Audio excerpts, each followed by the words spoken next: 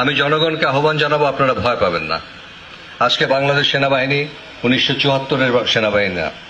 আজকে বাংলাদেশ সেনাবাহিনী 1990-এর সেনাবাহিনী না।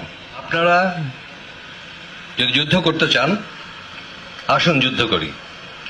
আপনারা 1000, 2000, 3000 লোক নিয়ে আর এই কটা অস্ত্র নিয়ে আমাদের সাথে যদি যুদ্ধ করতে চান, আধা ঘন্টাও টিকতে পারবেন না। আমরা সেনাবাহিনী, পুলিশ, আনসার, বিজিবি মিলে আমরা যারা আছি, তাদের সাথে আপনারা 30 মিনিট যুদ্ধ করেন। আসেন, বলেন, আমরা জায়গা ঠিক করি। আপনারা পাহাড়ে পাহাড়ে লুকিয়ে থাকবেন, মানুষের বাড়িতে বাড়িতে যে অত্যাচার করে খাবার খাবেন, রাতের বেলায় এক পাহাড় থেকে আরেক পাহাড়ে পালিয়ে থাকবেন, আর তারপর দূর থেকে আমাদেরকে গুলি করে আহত করবেন। এটা কোনো যুদ্ধ হলো না, এটা হলো মার্সেনারি অ্যাক্টিভিটিস, সন্ত্রাসী কার্যক্রম। আজকে এই এলাকা দুর্গম বলে আপনারা সুবিধা পাচ্ছেন, এলাকার সুবিধা আপনারা নিচ্ছেন। আজকে যদি বাংলাদেশের অন্যান্য জেলার মতো হতো, তাহলে আমাদের প্রয়োজন হতো না।